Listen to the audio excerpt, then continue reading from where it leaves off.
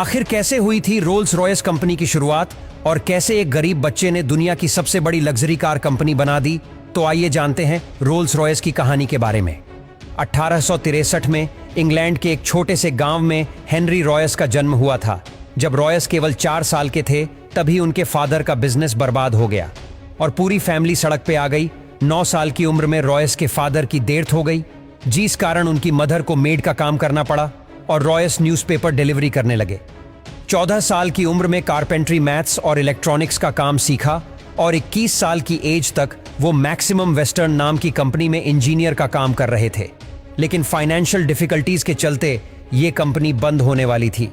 तभी हेनरी ने अपनी खुद की इलेक्ट्रिकल इंजीनियरिंग कंपनी खोलने का फैसला लिया और FH रॉयस एंड कंपनी की शुरुआत की। उन्होंने आर्क लैम्प्स, बल्ब होल्डर्स और इलेक्ट्रॉनिक डोर बेल की मैन्युफैक्चरिंग का काम चालू कर दिया। सन 1900 तक कंपनी की सेल्स 20,000 पाउंड क्रॉस कर गई थी और वो एक बड़ी फैक्ट्री बिल्ड करने का प्लान कर रहे थे। सब कुछ अच्छा चल रहा था। तभी 1901 में जर्मन और अमेरिकन कंपनीज ने ब्रिटिश इलेक्ट्रॉनिक्स ने मार्केट में एंट्री ले ली। कंपटीशन एकदम से बढ़ गया और इलेक्ट्रॉनिक इक्विपमेंट के प्राइसेस काफी गिर गए। पूरी कोशिश के बाद रॉयस का बिजनेस क्रैश करने लगा और इतनी मेहनत से बनाए हुए बिजनेस को फेल होते देख रॉयस के फिजिकल और मेंटल हेल्थ तेजी से खराब होने लगी। जब रॉयस ने डॉक्टर को कंसल्ट किया तो उन्हें एक सिंपल एडवाइस मिली।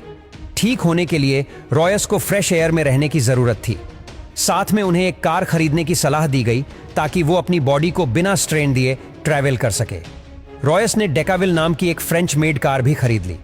ये कार काफी आवाज करती थी, ब्रेक्स इनइफेक्टिव थे और ओवर हीटिंग जैसी प्रॉब्लम्स भी थी। इसीलिए उन्होंने डिसाइड किया कि वो इस कार में माइनर मॉडिफिकेशंस करेंगे। लेकिन जाने अनजाने उन्होंने कार को पूरी तरह ही रीडिजाइन कर डाला। ये रीडिजाइन कार ओरिजिनल डेकाविल कार से काफी सुपीरियर थी और यही से रॉयस को कॉन्फिडेंस आया कि वो अपनी खुद की कार का बिजनेस कर सकते हैं।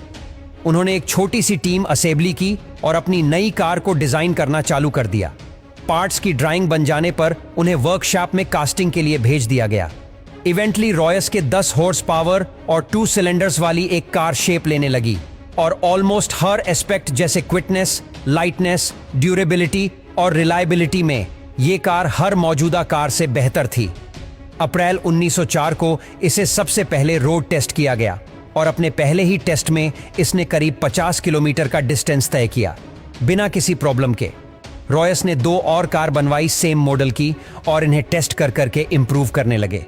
मार्च 1906 में रॉयस और चार्ल्स रोल्स के साथ पार्टनरशिप की और इस कार का नाम था रोल्स रॉयस और सबसे पहले 4 रोल्स रॉयस 10, 15, 20 और 30 हॉर्स पावर वाली मॉडल्स बनाई और रोल्स ने आइल ऑफ मैन टूरिस्ट ट्रॉफी जैसे प्रेस्टिजियस टूर्नामेंट में पार्टिसिपेट किया और रेस को जीता भी। साथ ही साथ इन कार से कई नए स्पीड रिकॉर्ड्स भी बनाए। 1906 के एंड में रॉयस ने 40 और 50 हॉर्स पावर और 6 सिलेंडर्स के साथ एक मॉडल लॉन्च किया और इसका नाम सिल्वर घोस्ट रखा और ये उस समय के किंग, क्वींस और इंडस्ट्री लीडर्स की फर्स्ट चॉइस बन गई। तभी एक भयानक हादसा हो गया। 1910 में एक प्लेन क्रैश में 32 साल के चार्ल्स रोल्स ने अपनी जान गंवा दी। तभी रॉयस को और एक झटका लगा। 1911 में रॉयस की हेल्थ तेजी से खराब होने लगी और डॉक्टर्स ने बताया कि उन्हें बाउल कैंसर है। उनका एक मेजर ऑपरेशन हुआ लेकिन डॉक्टर्स ने कहा कि वो केवल 3 महीने ही जी पाएंगे, पर रॉयस इन 3 महीने में 100% रिकवरी अचीव कर ली। इसी दौरान रोल्स रॉयस ने देखा कि कार के बोनेट पे पर्सनैलिटी मैस्कोट्स लगाने का एक ट्रेंड चला है। इसीलिए उन्होंने खुद का मैस्कोट्स डिजाइन करवाया। इनके मैस्कोट में एलिनोर थॉर्नटन नाम की ब्रिटिश एक्ट्रेस और मॉडल को यूज किया गया है। 1913 तक उनका प्रॉफिट 90,000 पाउंड से भी ज्यादा हो चुका था, लेकिन 1914 में वर्ल्ड वॉर 1 के कारण इकोनॉमी क्रैश हो गई, जिसका इम्पैक्ट सबसे ज्यादा रोल्स रॉयस जैसी लग्जरी कार कंपनीज पर पड़ा और सेल्स क्रैश कर गई और कंपनी को एम्प्लॉयज को फायर करना पड़ा।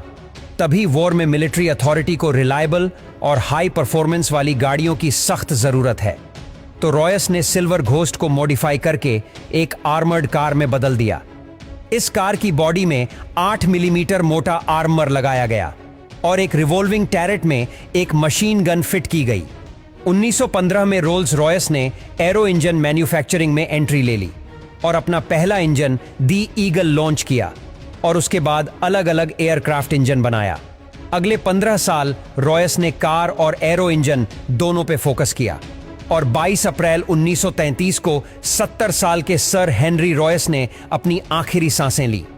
तो दोस्तों, ये थी रोल्स रॉयस की सक्सेस कहानी।